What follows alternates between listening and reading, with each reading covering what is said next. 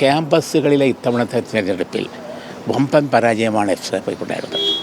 ആ പരാജയത്തെ മറിച്ച് പിടിക്കാനാണ് വർഗീയത പറയുക. അതിനവർ SDP പറയും, ജമാഅത്ത് ഇസ്ലാമി എന്ന് പറയും, പിന്നെ മറ്റു പാർട്ടി, അങ്ങനെ വർഗീയത പ്രചരിപ്പിക്കാൻ വേണ്ടിയുള്ള ഒരു ചാപ്പകുത്തലാണ്. ദേശീയ തലത്തിൽ ഡൽഹിയിൽ ഒരു ആസ്ഥാനം വേണമെന്ന ലീഗിൻ്റെ ഒരു ചിരകാലമായിട്ടുള്ള അഭിലാഷമാണ്. ഇപ്പോൾ ചെന്നൈയിലാണ് പോർച്ചിരുന്നത്.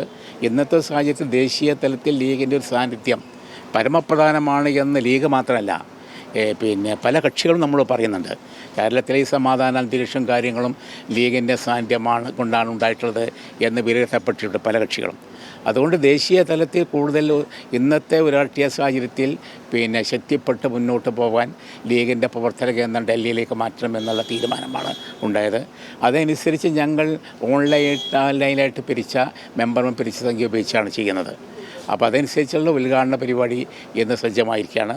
നേരത്തെ പല സ്ഥലങ്ങൾ നോക്കിയെങ്കിൽ എനിക്ക് ലാൻഡ് കിട്ടാൻ വളരെ പ്രയാസകരമായി.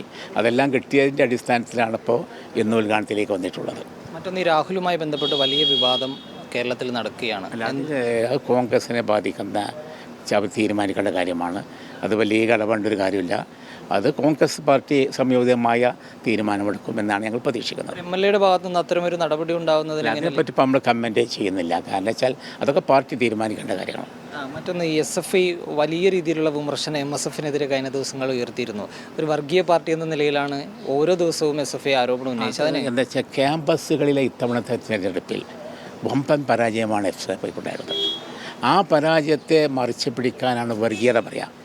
അതിനവർ SDP പറയും, ജമാഅത്ത് ഇസ്ലാമി എന്ന് പറയും, പിന്നെ മറ്റു പാർട്ടി, അങ്ങനെ വർഗീയത പ്രചരിപ്പിക്കാൻ വേണ്ടിയുള്ള ഒരു ചാപ്പകുത്തലാണ്.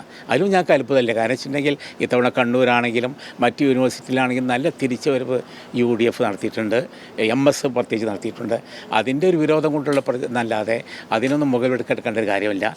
CPM നേതാക്കന്മാർ പോലും ലീഗ് വർഗീയ കക്ഷിയാണെന്ന് പറയുന്നില്ല. അപ്പോൾ അത് പൊളിറ്റിക്കലായിട്ടുള്ള ഒരു അത് മാത്രമാണ്.